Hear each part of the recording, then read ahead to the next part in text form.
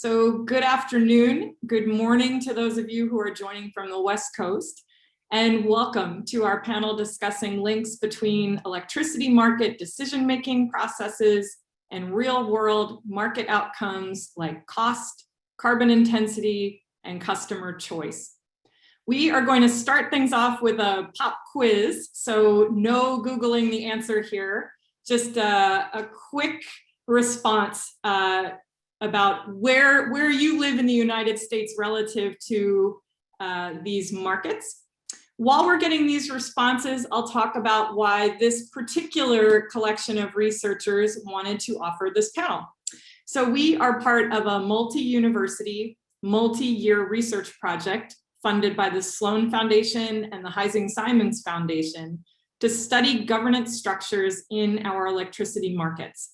The project is called RTOGov because these bulk power markets are often known as RTOs, or regional transmission organizations. And the researchers on this project like to joke that these are the most important energy organizations that you've never heard of. RTOs and their cousins, ISOs, or independent system operators, have launched and expanded over the last 20 years. That's also a time that's been marked by incredible changes in the power sector. Changes in the relative costs of gas, coal, and renewables, changes in customer preferences, and a shift to wanting more clean, green power while keeping prices low, changes in market participants, and changes in public policy. We're studying whether the decision-making processes of these markets have weathered the storm and whether any changes need to be made to reflect the grid of the day and the challenges it faces. We're also studying whether these decision-making processes really make a difference in the type of electricity you consume or the reliability or affordability of that electricity. Okay, Jeremy, if you could end the poll, we'll share the results here.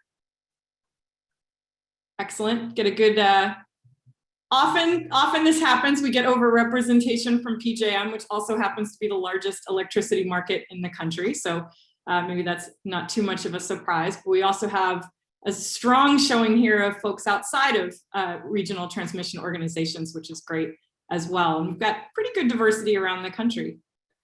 So next slide. Here are these markets. There are 7 in all. 6 are regulated by the FERC, the Federal Energy Regulatory Commission. The 7th in Texas is regulated by that state. Texas also has its own grid, virtually islanded from the rest of the country, which we all learned a lot about this past February. RTOs and ISOs are private, nonprofit organizations regulated under the Federal Power Act as public utilities. They were set in motion by FERC in an effort to open up the wires to new market entrants in the same way we saw the opening up of rail lines and telephone wires in the 1980s and 1990s. FERC didn't require the creation of these markets, and it didn't specify how they should be governed beyond a few general principles that our speakers will touch on. Next slide. Over the course of the panel, we are going to be exploring these types of issues. We'll have 3 panelists present for no more than 10 minutes each, including about a minute for quick clarifying questions from you, if you have any. Then we'll hear from an RTO governance stakeholder to talk about some of the real world implications for these decision-making processes and our research. Finally, we'll open up to questions. Thanks for sending in advance so many questions. We'll try to get to some of those as well as those that come up during this session. And now for our panel. So next slide. First up, we have Dr. Seth Bloomsack, a professor of energy and environmental economics and international affairs at Penn State's College of Earth and Mineral Sciences. Seth.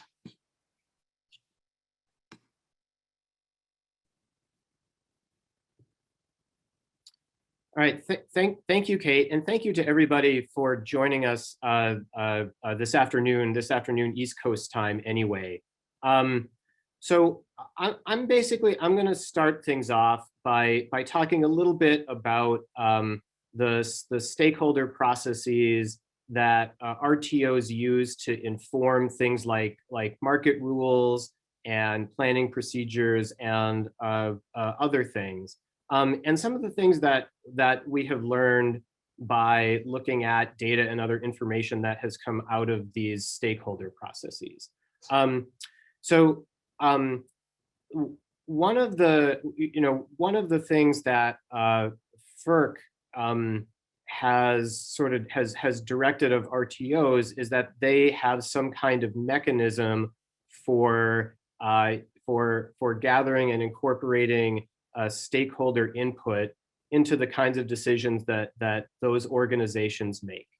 And in a number of RTOs, these stakeholder processes are very complex. They're very kind of hierarchical, right? Where there are market or planning or operational rules or ideas that are formulated by stakeholders in a number of different committees. Those that have support eventually make their way to consideration by the full set of RTO stakeholders.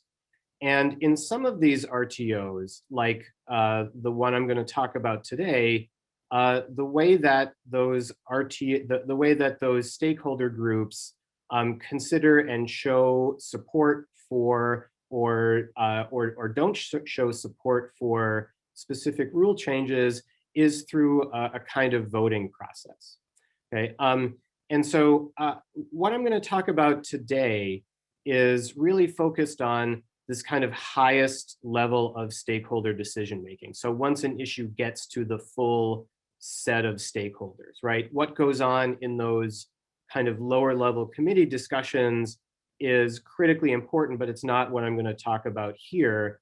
I'm going to focus this discussion just sort of by way of an example on the stakeholder process in PJM, right? And this is not to single out or pick out PJM or anything like that. In some sense, it's actually the opposite, right? That part of the reason to use PJM as a case study for this discussion is just the immense amount of really detailed data and information that PJM makes public as part of their stakeholder process.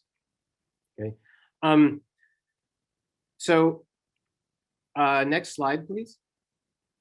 So several years ago, some colleagues of mine and I were sort of trying to figure out how these stakeholder processes and RTOs worked and what kind of outcomes they produced. And so we sort of figured the best way to do that was to talk to people who were involved in stakeholder processes in various RTOs. And so when we talked to people who were involved in the PJM stakeholder process, we got a couple of sort of interesting perceptions that came out of this. So one was that when we talk to stakeholders whom you might think of as being very much on the supply side, so generation owners and things like that, they expressed to us a perception or a belief that the load side, so those stakeholders who represent electricity consumers, whether those were electric distributors or whether they were kind of large industrial users or something like that. So one of the things that we heard from kind of supply side stakeholders was a perception or a belief that load side stakeholders had and exercised tremendous political power in the stakeholder process and therefore had a lot of influence on the kinds of market rules and other things that PJM implemented. Now, when we talked to stakeholders who were on the load side, we heard the exact opposite, right? So we heard a perception or a belief that that the supply side, so generation owners and stakeholders like that they were the ones who actually had and exercised a lot of the political power, right? And therefore could disproportionately influence the direction of PJM's markets and operations. Okay, and so this is, this was sort of interesting. And one of the ways that you can view these kinds of perceptions is you can view these as kind of hypotheses, right? And so one of the things that we can do is we can actually look at the data that comes out of the stakeholder process and to try to assess whether any or both of these perceptions are consistent with the data that we see. So next slide, please. So this is a picture that represents a little over 10 years of voting data at that top level stakeholder members committee of PJM, right? And so there are a lot of different votes. And the way that we sort of looked at this voting data was as a network, okay? And so in a voting network, each node or each dot here in this picture is a voter, okay? And the lines or the branches in the network basically connect voters who have voted the same way on a given issue, right? And the thicker lines indicate voters that vote together more frequently, okay? And so one of the things that we can do with this data is we can kind of cluster it statistically to kind of pick out what significant voting coalitions within the PJM stakeholder group look like. And so the three colors in this picture, the green, the yellow, and the kind of reddish color, those are basically the three kind of major stakeholder coalitions in that high level PJM stakeholder process. Okay, and so in particular, the green coalition that you can see is made up largely of load side, is made up largely of load side interests, right? And they're a very, very tight, cohesive coalition. And then the other two coalitions, the red and the yellow, are made up of kind of a bigger kind of variety of different kinds of stakeholders, right? And this is an important thing because in PJM's stakeholder process, okay, if two of these different industry sectors that are identified in the graph, if two of these sectors vote against some issue, it'll never pass, right? Because PJM's stakeholder process in voting uses a supermajority. And so one of the things that comes out of a picture like this is that at least once things get to that top level of the PJM stakeholder process, then stakeholders that are on the load side have a very strong kind of political coalition, and they can and do stop various kinds of rule changes from passing, right? And these rule changes can have implications for market outcomes and other things, right? And so looking at pictures like this gives us some insights into at least one dimension of the perceptions or beliefs that we hear from actually talking to stakeholders. Next slide, please. So I'll just point out kind of one other thing that we learned from looking at networks like this.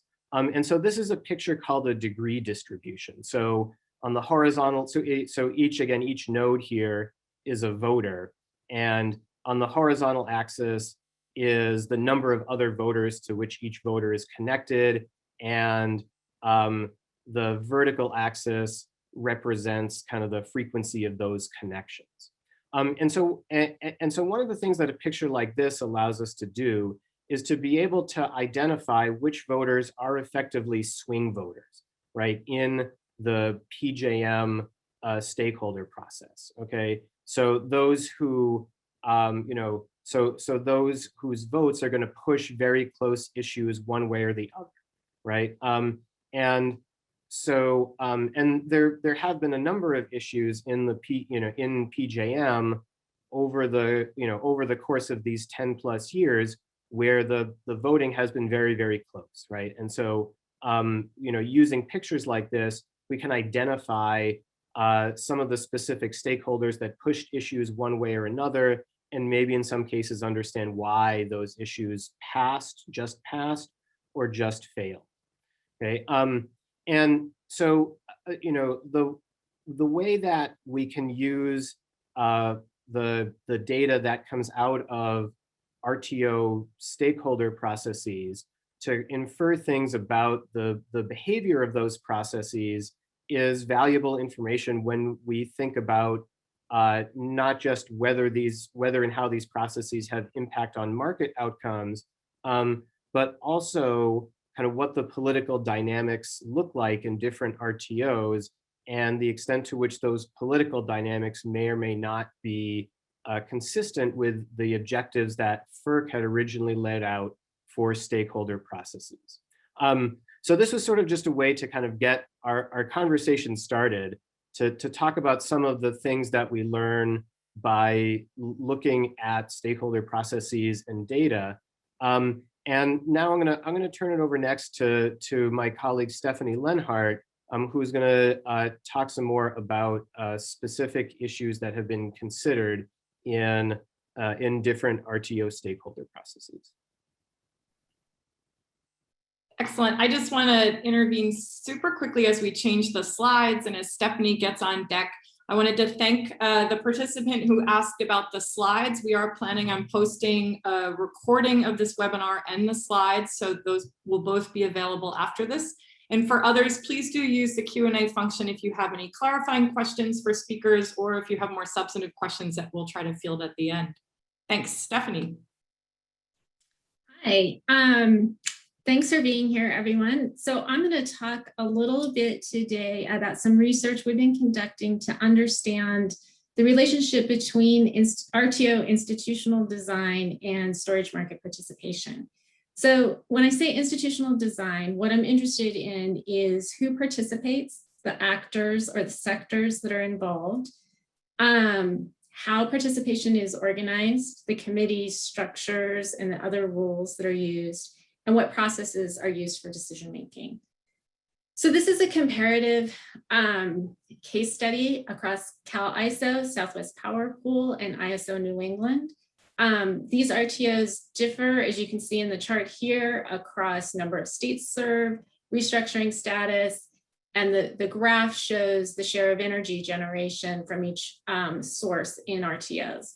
So you can see CAISO is using renewables, wind, solar, and hydro paired with natural gas. Southwest Power Pool also has a high level of renewables, primarily wind, which is paired with coal. And then of the three, ISO New England has the largest share of its energy generation mix from natural gas. But these RTOs also differ in terms of institutional design.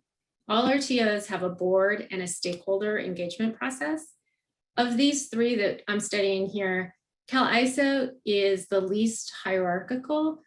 It has no membership construct, no voting, no committees. The issues move through in an iterative process managed by the staff and then brought to the board for a vote. The Southwest Power Pool organizes its stakeholders as transmission owning versus transmission using for its early deliberations. It's not until it gets to the highest level committee where then they use sectors such as to do voting, such as the sectors that Seth was identifying for voting in the highest level committee that then is advisory to the SPP board. ISO New England is the most formal of and most hierarchical of these RTOs that we're studying. They have a separate organization, NEPL, for their stakeholders that has a staff. They use 6 different member sectors with a formal voting regime. And the stakeholders have authority in certain circumstances to file competing proposals to FERC that would be competing with ISO New England proposals. So those are some of the big differences across the RTOs. Next slide, please. And so looking at this slide, this shows what we're doing. It is a comparative case study. So the goal of our case is to explain this relationship between institutional design and decision-making dynamics. So we do this based on process tracing, document review, and we conducted more than 40 stakeholder interviews. So you can see in this table, the RTOs are listed across the top. The years are on the left-hand side in the column, showing that these case studies are extending over about a decade. The gray bars show action by the Federal Energy Regulatory Commission regarding storage, including a request for comments starting in 2010, 2016, a notice of proposed rulemaking, and in 2018 for Order 841 regarding storage participation. This, of note, this storage initiative differs from the way market rule changes are often moved forward, which is rules initiated by RTOs themselves under Section 205 of the Federal Powers Act. The storage rulemaking was initiated by FERC itself. So what our case studies show are really different pathways across each RTO. The red boxes highlight state policy or regulatory action. So if you look in the left-hand upper corner, CAISO had state legislation in 2010 that included a storage mandate. This kicked off a process where they participated along with other state agencies, storage developers, and wide range of stakeholders in a joint energy storage road mapping exercise. And then a series of changes to their market rules over the time period prior to FERC's Order 841, so that by the time that rule was finalized, they had shared information and ended up largely in compliance with the rule. You can see just from kind of where the boxes are in the chart, the pathway for Southwest Power Pool was a different pathway. There was little attention to storage before the time of FERC's rulemaking. The states served by the Southwest Power Pool don't have aggressive storage policies, but the wind has grown dramatically in the region, really driving an interest in storage. So the RTO formed in 2018, a holistic integrated tariff team to conduct strategic planning involving the board, state regulators, members, and staff to think about how to move forward across a number of issues, one of which was storage, and it resulted in a white paper as well as some structural changes where they created a committee and a task force within the RTO to look at storage. And then finally, ISO New England serves states that have much more recently created policies for storage, including Massachusetts and others. Before Order 841, the RTO was working to incorporate storage into its existing participation models around generation, demand, or regulation. With Order 841, they created an enhanced storage participation model, as well as another filing around compliance with Order 841. This resulted in protests at FERC and additional revisions to the rulemaking after the order was issued. So next slide, please. So I want to show here, this chart just really provides some kind of a high level overview of our findings. First, we see different approaches to policy design with CAISO adding new participation models and kind of layering its policies, Southwest Power Pool establishing new approaches, and ISO New England working to modify its existing policy designs. Of note, this external pressure, either from state policy, market evolution, or FERC action, was important in each of these cases. The communication approaches vary, but show an ability to kind of go outside of standard processes to access knowledge holders. This is the case in CAISO and Southwest Power Pool. And what we found in each of these cases is that the context really matters. In CAISO, storage is being shaped by efforts to address the recent rolling blackouts. Southwest Power Pool is feeling transmission constraints and the need to manage wind resources. And ISO New England has prioritized and addressing this dependence and issues around natural gas. So next slide, please. So here I just want to highlight some of the insights. Like all of the case studies are really built off of the interviews, but to highlight a few of the insights. What we heard from the people we interviewed was that RTOs need stakeholder processes, not just to express competing market interests, but to create new solutions, particularly with issues like storage where innovation is required. It was also interesting for us to see the options that RTOs use to bring in perspectives through different organizational structures, like the joint road mapping or the strategic planning, and the role that the formal structures in SPP that create a place for the state agencies played in integrating state policy perspectives into that strategic planning process. The graphs here just simply, they highlight really clearly the amount of deployed and planned storage in the Cal-ISO region, but it also shows the growth in planned storage for the SPP region, which has grown quite a bit in the past few years. So next slide. So in closing, what we found is that these structures for participation that emerge when these RTOs were created aren't necessarily well aligned with new technologies and business models. And that goes for both market participation as well as stakeholder process participation. We see these external triggers that what I was talking about, the state policy or the market evolution, as being important. RTOs aren't necessarily initiators of these types of kind of administrative policy changes that are incorporating new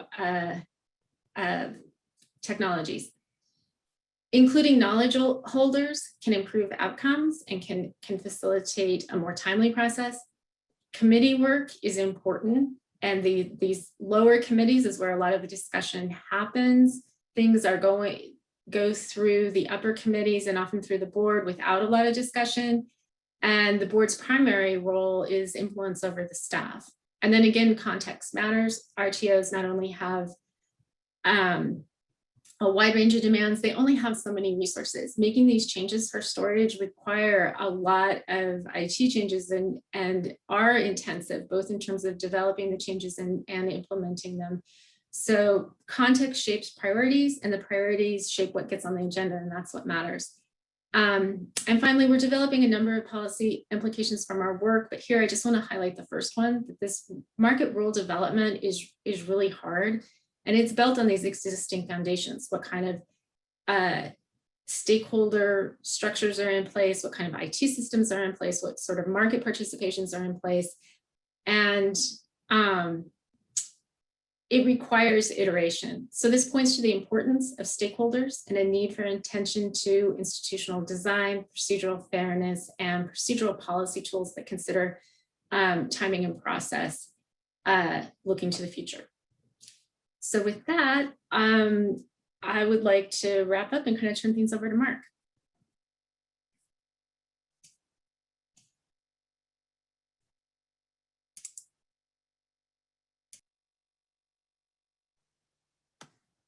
Sure. Thank you, Stephanie. So I'm going to continue on and talk about the research that we're doing. I am adjunct faculty at Vermont Law School and a senior research fellow in the Institute for Energy and the Environment, where I have worked extensively on this project with Kevin Jones and with a number of research associates who helped us out with this. So this is not my work alone, but a collaboration that I'm going to be presenting with you today. So in Seth and Stephanie's presentations, we heard about getting down into voting and market rule development. And my research, our research, takes a different tack. We're looking at specific group of stakeholders. We're looking at environmental nonprofits, ENGOs, and how they participate in the stakeholder governance process. What is effective participation? And I think it's clear from this listening to the two previous presentations that the importance of rules and how rules determine and shape outcomes in RTO and markets and planning processes. They have governance processes in which issues advance through committees and work their way up to higher level committees before going to FERC for final approval. But what I want to focus on is the role of the stakeholder in that process.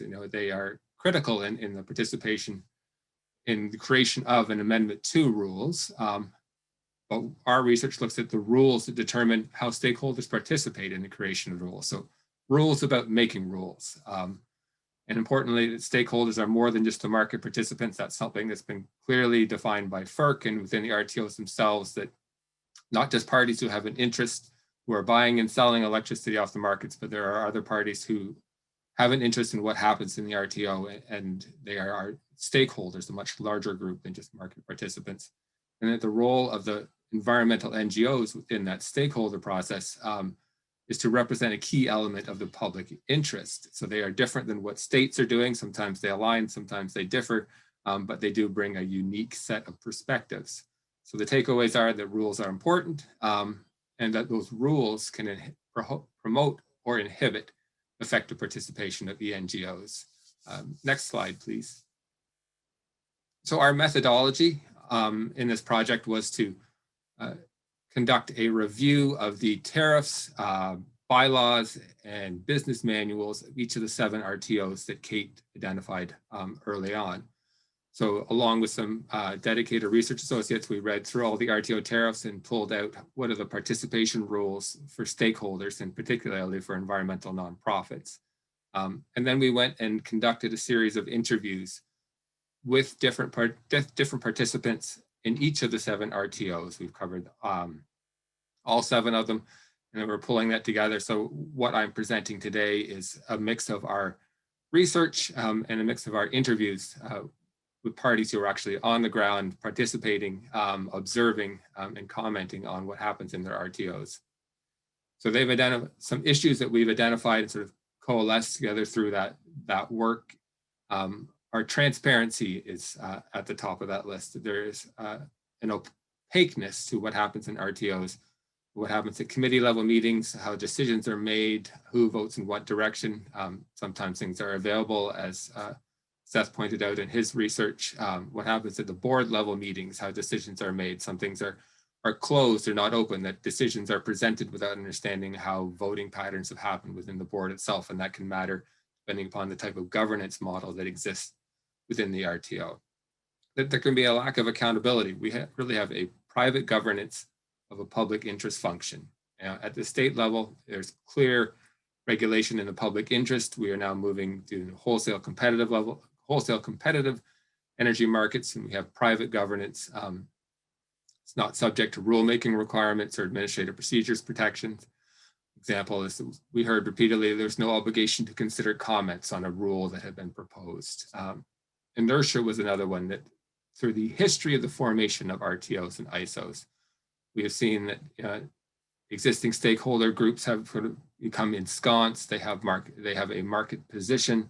They also have a governance position too, and that can influence how quickly changes can come to the rules that set the rules, the rules that allow stakeholder participation, that determine what levels of access, whether it's procedural or whether there's substantive rights that are allocated amongst different stakeholder groups, because they can vary between stakeholder groups in different RTOs and within an RTO itself. So, and they might be a reluctance to change, and that's often connected back to the history of the RTO itself and whether or not they evolved out of a tight power pool like PJM did or ISO New England did. And the role of board composition.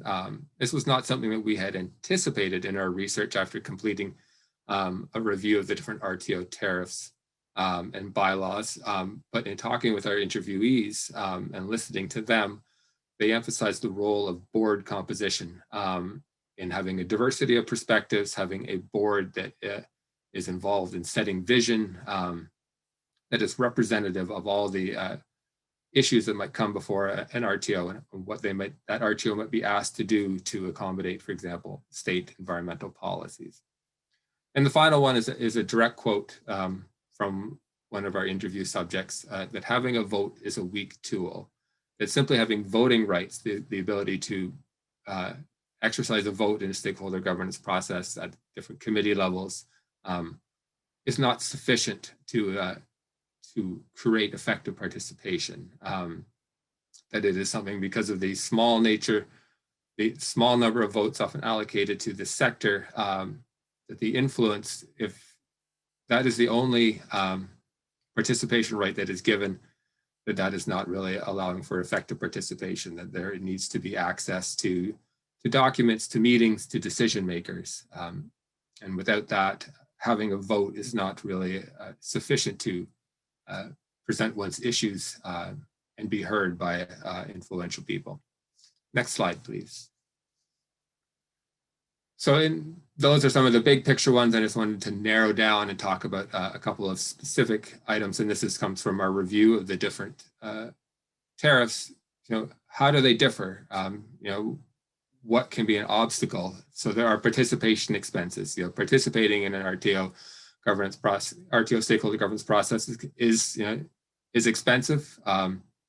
Simply the resource costs. There are, in larger RTOs, almost a meeting a day, or sometimes more than a meeting a day on average. But for individual participants, there are application and exit fees.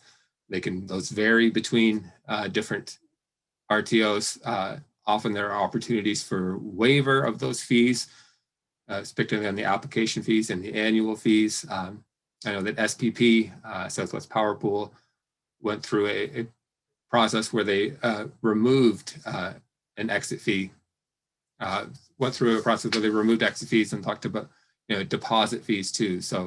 And they were viewed as being a hurdle to coming in and participating if you were creating a risk of tens of thousands of dollars of potential fees upon exiting. Looking at the absence of voting rights for some RTOs, environmental nonprofits really don't have an opportunity to join a stakeholder group, particularly in ERCOT. Limits on voting rights. So if voting is one tool, it can be then limited by how the RTO stakeholder governance process is designed. Cap voting allocation is something that happens within the New York ISO, where within the sector itself, the environmental groups can only exercise a certain percentage of the vote that is available to that sector. And then dilution of the voting power that is given to environmental nonprofits by pairing them with other stakeholder groups. And environmental groups can end up they can have their own individual stakeholder groups, as we see in MISO, or often they're paired with other parties, consumer advocates, alternative power groups, public power. In New York, they're paired with the public power utilities. So by pairing them together, it can help dilute, it can end up diluting down their vote and reducing their effectiveness. It's simply in voting. We're not talking about any other participation opportunities that exist. So that's some of the barriers. And finally, I want to conclude in my next slide about some of the options for enhancing participation. And this is where I will end and turn it over to Kate and to Jeff for further discussion.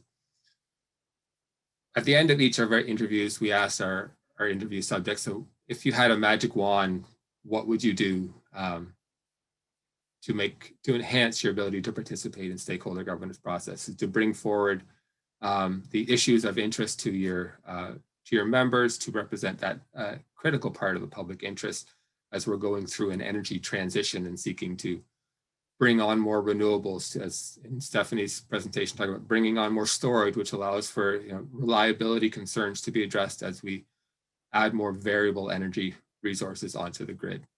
And we came back, a lot of the people came back with these three items with, RTOs and ISOs need to revisit their mission statements. They were often formed starting in 1996 through the early 2000s with a direct focus on reliability, system reliability. And that's still reflected in many of their mission statements. In fact, the Cal ISO is the only one that actually has a specific mention about addressing state environmental policies. Southwest Power Pool focus on reliability. Some of the other RTOs have some vague language about addressing a larger set of issues, but having a concrete vision and mission for what the RTO is expected to do. Having the board take a more active role in establishing RTO culture. The board can set the tone for how the RTO staff interact with stakeholders, what sort of issues will come up to the board, where the board will be directing its particular interests or its focus. And then having FERC. FERC has done a lot of work around market rules, but it might be time for FERC to come back and look at RTO stakeholder governance processes. Order 719 looks at that. I know that Christina Simeone, who is a member of the RTOGov research group, has been looking at this. I think that paper can be made available to people. But FERC can come back and say, we've seen what's happening at RTOs. We're going to go back and set a new set of guidance principles that might come forward and help RTOs address environmental issues, figure out how to integrate in a more diverse set of views. And often there can be some specific direct actions, and these are from actions that can be taken at the RTO level. And there are RTOs that are using environmental specific advisory groups to raise the type of issues that environmental NGOs are promoting. So those advisory groups can vary in their composition and their rules and how they interact with the other parties within the RTO, but they can be used effectively to create access to the board, which is important. Having more formal participation opportunities, rights of access to senior decision-making committees, input into the selection of board members. That's a very important element that can help determine overall RTO culture. And for some RTOs, they give their environmental groups stakeholder voting rights. They do not allow them to then vote on the nomination or selection of board members. And then having dedicated funding for enhanced engagement in key areas. And those are transmission planning, load forecast models, allowing this RTO to overcome a participation hurdle of the resource costs, to say that, having environmental groups participate in transmission planning, in doing scenario development, helps set early on the information that RTO staff are going to go out and do their modeling exercises with, the range of options that they will generate. And then that flows through into all of the other RTO governance processes when you're beginning to make decisions about how to act on those modeling forecasts. So participation early on can help determine and shape outcomes at the end. So with that, I will wrap up my presentation and I will turn it back over to Kate and to Jeff, and I look forward to taking questions later on. Thank you very much. Great. Thank you so much, Mark. Thanks to all of our panelists. We are now going to hear from Jeff Dennis, who is Managing Director and General Counsel of Advanced Energy Economy. AEE is a national association of businesses that are making the energy we use secure, clean, and affordable. Jeff previously served for more than a decade at FERC and is on RTOGov's advisory board. We've asked him to come join us today just to sort of remark on some of the research, talk about what it's like to be in these RTO governance stakeholder processes, any observations that he wants to make about those processes and the research underway. So Jeff, take it away. Well, thanks, Kate, and thanks to all of you for this terrific research. It's been really a lot of fun, and I've learned a ton being on the advisory board for RTOGov so far, and appreciate the opportunity to provide just a couple of minutes of perspectives, because I think we all want to get to questions, but perspectives that I'll share both from obviously the perspective of where I sit now. As Kate mentioned, AEE is a multi-technology trade association. We represent really a full range of advanced energy technologies. So from grid scale, wind and solar, through distributed energy. So lots of new technologies and new entrants into the energy system and into the RTO markets. And that also includes, we have a number of members who are large corporate buyers of clean energy. We call them the Advanced Energy Buyers Group. Also really another new entrant and kind of new stakeholder in all of these efforts. And so, these issues have been really important to this group of folks because RTOs have provided a lot of opportunity for developers of these technologies to really scale up, and also for buyers of these technologies to really scale up their efforts as well. And so they're of increasing interest, but they're also, for all the reasons we heard about earlier, feature these complex stakeholder processes that maybe haven't evolved enough along with technology in the industry. The other perspective that will necessarily leak into any comments I make on the subject is the over a decade I spent at FERC, and being sort of on the receiving end of what happens in the stakeholder process. At one point in my career at FERC, had the opportunity to be part of a small team that sort of observed the new poll process in ISO New England from month to month, and really helped you get a sense of how things went from concept, dispute, whatever, what have you, through that process and into the filing that FERC actually sees. And that was an effort at the time and continues to today to try to really improve FERC's decision-making when it gets those proposals. So some of that really is reflected in what I have to say. So why does all of this matter? Why do stakeholder governance processes matter? I mean, you heard a lot of this earlier, but many of the major market design and participation decisions start or get worked out there. So if you are a market participant who wants to provide a service on the wholesale grid in an RTO ISO region, you have both this opportunity and this challenge of doing it through the RTO stakeholder process. And so these are decisions that really end up dictating who can participate, how they'll be paid, and whatever market risks they'll face, right? Everyone in the stakeholder process, or everyone that participates in an RTO, faces some kind of risk. But a lot of that risk allocation happens through decisions in the stakeholder process. And then obviously in the decisions they make about what kind of a market design or a market rule to put together and then ultimately submit to FERC. Part and parcel with that as well is that stakeholder consensus can really drive outcomes when the proposal gets to FERC and FERC needs to approve it. So Kate mentioned at the outset, right? FERC regulates RTOs and ISOs as public utilities. So it regulates them, in many ways in much the same way, at least as a legal standard matter, I should say, much the same way as it might regulate a transmission owner in a non-RTO and ISO region. They're both considered public utilities. But of course, I might have misspoke a little earlier, so let me repeat that. The way in which it ends up carrying out that regulation turns out to be much different, but the legal authority is the same. And so, in some instances, FERC does not have sort of carte blanche to alter filings that come from an RTO or an ISO. When stakeholder consensus is achieved, for example, that 2/3 supermajority that Seth talked about in PJM, in many cases, those filings end up coming to FERC under Section 205 of the Federal Power Act. And the courts have told FERC that it has limited legal authority to alter a Section 205 authority. So in other words, if PJM files 5 market rule changes, FERC can't decide it likes 2 of them, but doesn't like the other 3. The courts have said under Section 205, the commission is in more of a passive and reactive role. So when stakeholder consensus arrives at FERC, has that sort of that legal hurdle under Section 205. It also has practical and small p political limits on its ability to alter these things as well.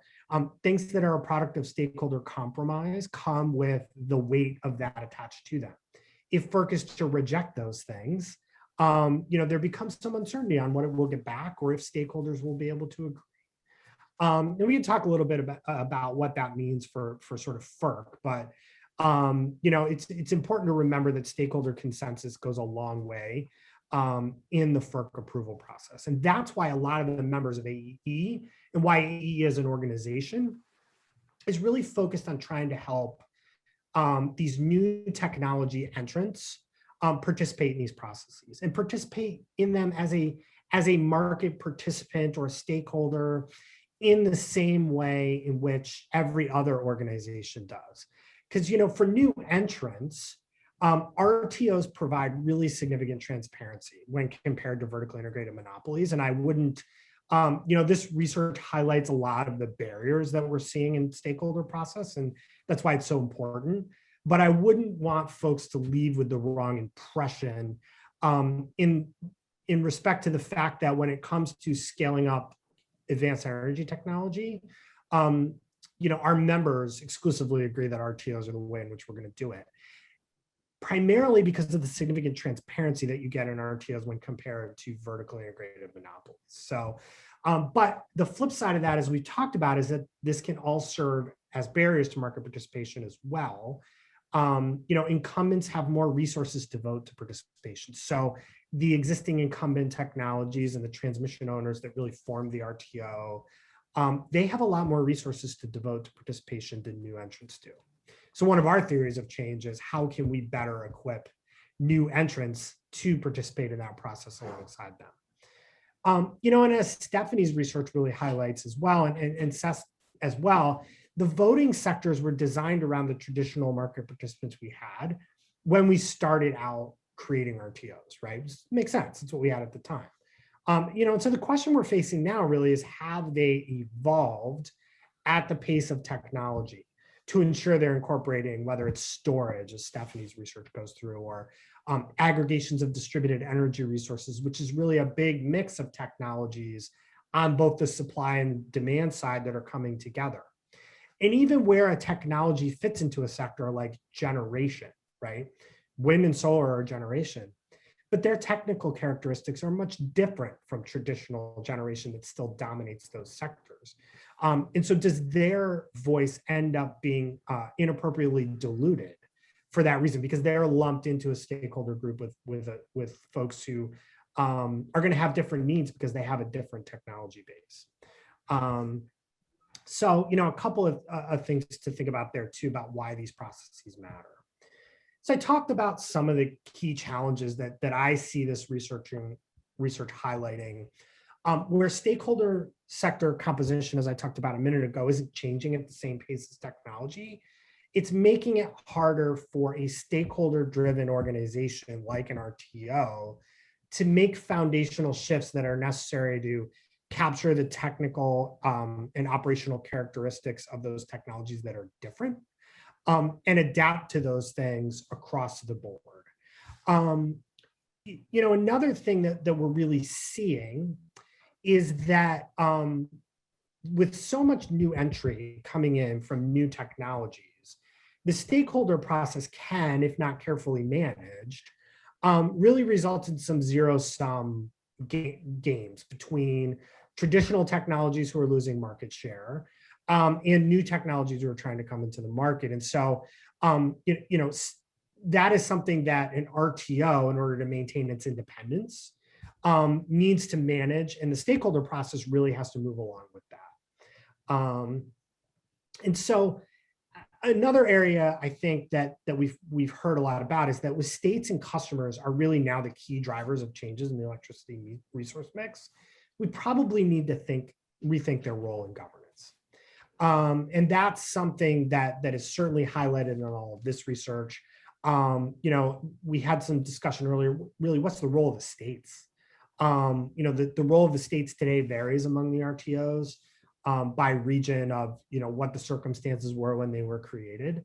But it is certainly something that I think probably bears a new look now that states are such a driver in energy policy.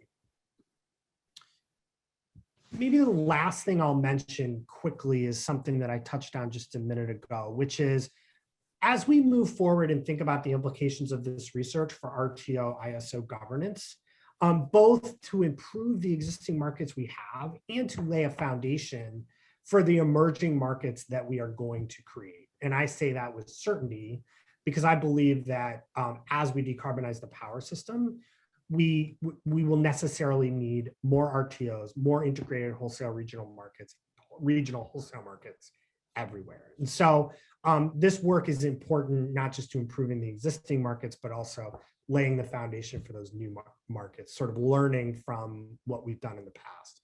And I think it is important as we do that to sort of go back to why we have a stakeholder process. In preparation for a workshop I participated in a couple of years, I kind of went back and dug through lots of the formational documents from FERC. And what was interesting was that FERC debated lots of different models around how RTOs should be governed. Should they be primarily for-profit entities, gridcos, if you will? Should they be primarily nonprofit? Should the boards of directors be made up of stakeholders, or should they be what FERC called disinterested, wholly independent? And ultimately, what we landed on was a model where we have largely disinterested boards with a stakeholder process that is supposed to advise and guide decisions from the board. And that stakeholder process is really designed to provide expert input to the board of directors while maintaining independence.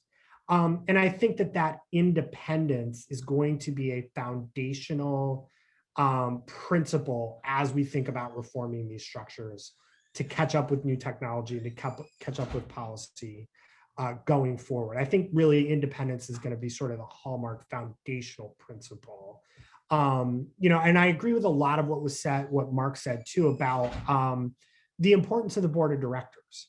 When I was at FERC, when RTOs were really first getting going in the mid 2000s and really into the 2010s, boards of directors kind of sat above everything that was happening. But I don't think we thought as much about how to make sure that we were influencing, accessing, and engaging with them as market participants, as we do now. And I think we're going to need to think more about it in the future, right? What are the qualifications of board members? These are folks who are really guiding significant sectors of the economy, if you think about it. Are we making sure that we're getting people who have the right mix of education and experience? Are they hearing enough from stakeholders and market participants that they can make informed judgments? And so those are all things that I think that we'll want to think about in the future as well. Again, all kind of going back to that principle of independence. Is the stakeholder process we have today, is the board structure we have today, ensuring independence against any one particular class of market participants or stakeholders? So with that, I'll pause and turn it back to you, Kate, so we can have questions and a discussion. Great, thank you. And I'd invite everybody to come back. Maybe we could close the slides out and then have all of our panelists join us as well for the conversation. Excellent. All right, so we have a lot of questions here. I think, I'm trying to think where I should begin here. Well, I think I'm going to start with a big one here that's a little bit of an amalgamation. It is sort of implicit in a number of the live questions that we were fielding while you were speaking.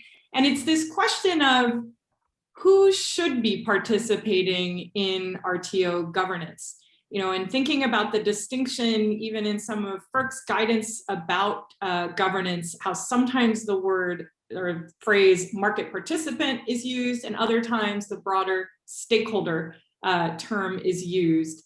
And so we have some questions about, okay, there's the market participants who, as Jeff was talking about, need rules to allow them to be eligible to participate, to make sure that there's value for the services that their technologies can offer to the grid, figure out market risk and how to mitigate that. But then there's all these other sort of non-market participants, states being this sort of super stakeholder out there and treated in different ways from market to market. And Jeff just spoke of that, but also the example that Mark, your research is doing of the environmental NGOs,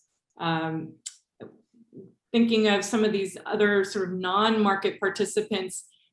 In your research, either the research you had today or in interviews you've been doing, I would just be really curious folks' comments on this sort of market participant as subset of stakeholder and just how big the universe of stakeholders is. Does that vary between markets? How big should it be? I'm not sure any of us are getting into the normative of how, who should be there, but if you have any thoughts on this or have fielded any sort of comments on this from your interviews, would love to hear thoughts.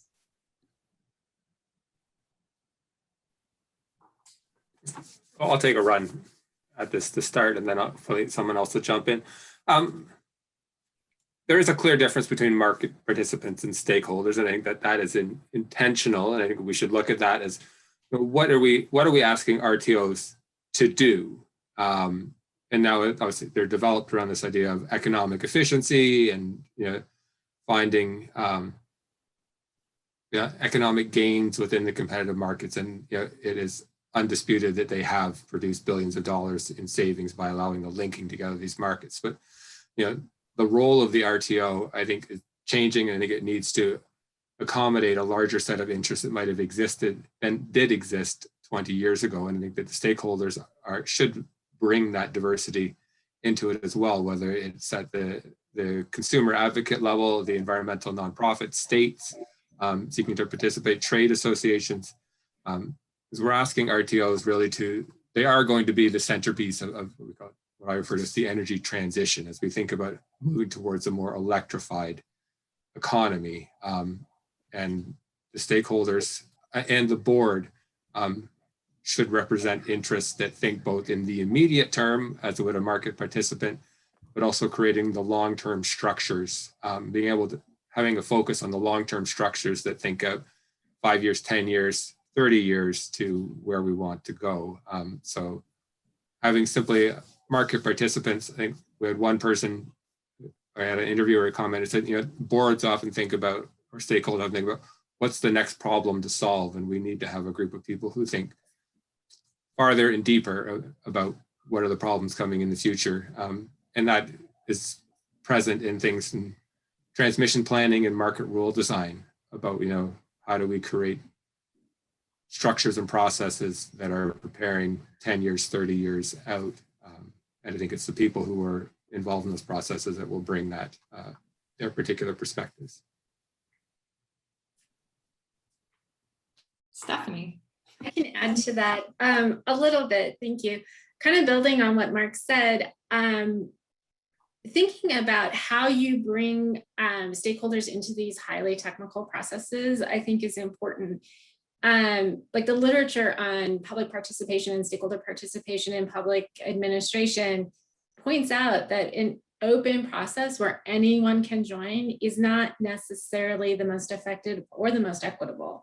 And that thinking about bringing knowledge holders in and balancing perspectives, which gets to kind of a lot of what Jeff was saying about independence, is an important factor. So I think that as you think about who participates, it's part of making sure that knowledge and perspectives are able to participate effectively. And the other piece that I know is in Mark's research that's really important is to think about the market participant, the member, and the stakeholder. And part of what differs in participation is this ability to be a member, and that especially for new entrants, you may be able to be a stakeholder and have a voice, but if you haven't become a member, you have fewer rights and responsibilities within the process. And so those are all important things to think about. Thank you. Seth? So I have a couple of thoughts on your question, Kate. So one is that, the issue about the role of the states in RTO governance, I think is somewhat paradoxically one of kind of the most critical governance issues that the grid currently faces, but also one of the most parochial, because the kind of the role of the states just varies so much, right, in different areas. And so, the role of the states in PJM, right, where many of those states at the state level have really embraced kind of, the restructuring of utilities in those states and moving away from traditional regulatory mechanisms is very, very different than in, the Midwest ISO, for example, right, where many utilities are still, kind of traditionally regulated under the, RTO umbrella, right? And then Texas is sort of its own story these days. But the sort of other reaction I had goes back to something that Jeff brought up, which is that to me, one of the most critical things about the RTO stakeholder process is that there really isn't a mechanism or a requirement to kind of revisit those structures in any formal way on a periodic basis, right? And as Jeff pointed out, the world has really changed a lot since these structures were first set up. Jeff pointed out that even just focused on market participants, the universe of market participants is really different than it was 10 or 15 years ago. But in terms of the who's a stakeholder question, I think the sort of other two things that have really changed, I think very dramatically in recent years is one is the attention that's getting paid to issues around climate change, and the other is the attention that is getting paid to issues around equity, right? It's, equity of outcomes and other sorts of things. And I think those two things, just as much as the what is the role of the state's issue in changing technology, I think are part of that kind of bigger conversation that needs to happen around who is a stakeholder. Kate, the only thing I would add is just to maybe just go one level below what I said earlier.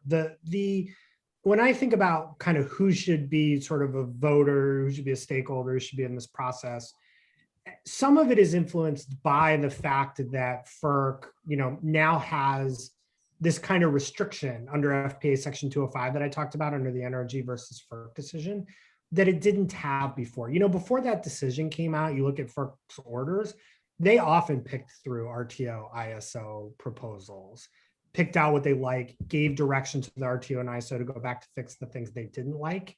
So that was a way in which it still mattered if you had a voice in the RTO ISO stakeholder process, but you really did have FERC as a backstop. You could go to FERC. You weren't heard at the RTO and ISO, but you've got due process at FERC through its normal process, and you can make that known. And then FERC can pull on those threads without sort of, if you will, blowing up the whole consensus. We've lost that now. And so the result is that I think you've both put more pressure on who can have access and who needs access to the RTO stakeholder process, and on the decisions that get made there, because it starts to feel like a zero-sum game if it's going to be in a 205 filing that FERC is hamstrung to either give a thumbs up or a thumbs down. So important to recognize, and maybe even an issue for Congress if it decides to do comprehensive energy policy at some point. Excellent. So I have a sort of specific question about one group of stakeholders, not market participants, and that's the consumer advocate. So we had a question from the New Hampshire Office of Consumer Advocacy, or the Consumer Advocate, asking about the PJM model, where PJM actually uses some of the tariff fees to pay for the participation of consumer advocates from the states of PJM, and just asking whether this is a useful model that other markets should consider. Mark, do you have thoughts on that? I do, thank you. I'd say yes, it is a useful model. It's an issue that was brought up about one of the barriers that has been repeated is the resource costs of participating. And the example we were given is in California, where if the California Public Utility Commission has a pool of money for intervenor financing. So parties who want to participate at the state utility commission level can apply for intervenor funding to do so. Knowing again that coming to Seth's point, it's an equity issue. It's ensuring that there's participation and voices are able to be effectively heard within that. So having access for whether it's the consumer advocates, I think that they're, as Jeff has noted, they're playing a larger role in what state and consumer interest in driving energy policy, which you hope then would be reflected in the RTO rather than deflected by the RTO. So having a funding model would reduce one potential barrier based upon what other structures exist within the RTO. There might be other issues about what it making effective participation. And Stephanie mentioned, you have stakeholders, you have members, they can be large M, small m members, they can be market participants, in ensuring that the rules within that RTO, once you are inside, continue to allow you to engage effectively and represent your constituent interests. So funding is a start. It is, again, not the only tool that should be made available. Great. Paul at eCubed has a really interesting and complicated question, but thinking about market power in governance. And there's a couple pieces of it. One goes to some of the changes in the makeup of market participants that a number of you have spoken about, sort of with mergers and acquisitions, sort of consolidation of transmission and supply, and sort of how that might affect governance, and could there be, sort of market power in decision making that wasn't there before. But he also then includes states in this, and are there some particularly single state ISOs where the states have too much power over the sort of outcomes of the market? So do folks want to take one or the other of those questions? Seth, did you want to maybe speak to some of this, or Jeff? Yeah, sure. I mean, I think it's a very good and kind of multifaceted question. I think the idea of a stakeholder or group of stakeholders being able to exercise some kind of political power within some part of the stakeholder process, I think that is I think it's a very valid concern, and at a very high level, we see some of this in PJM, for example, right? So the load side interests, at least once issues get up to that kind of full members stakeholder committee vote, that's a pretty tight coalition, right? That is able to kind of move issues in one direction or in sort of one direction or another. So I think it's a valid issue. It's something that has can be a little difficult to kind of screen for, in the same way that we sort of screen for or detect kind of traditional market power. I think one thing I will note is that where you have, for example, transmission owners that maybe own a significant amount of generation, either directly or through a closely held subsidiary, right? You do end up with questions, I think, from time to time about sort of where are the votes going and what do they represent. There are also some interesting questions that we've actually dug through every once in a while among this group about how different companies can actually change stakeholder sectors from time to time based on, if they have multiple different lines of business. Perhaps they can move from other supplier to generation, or this is in the PJM example again, or things like that. And so those do have interesting impacts, if not directly, then certainly in perception inside the stakeholder process. And like any other sort of quasi-legislative process, if you will, perception can matter sometimes in terms of like, why is this entity making this decision and taking this vote, and in whose interest is it in? When it comes to the states, I think what I would say is that we are in a place where we need to figure out how to give states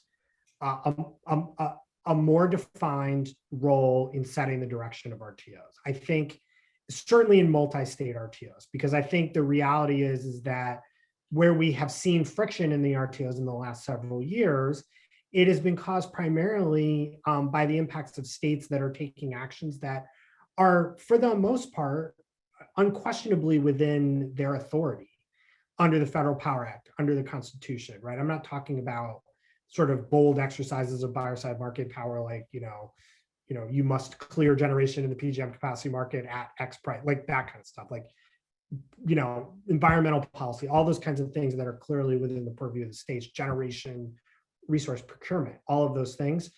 That's where we're seeing a lot of friction.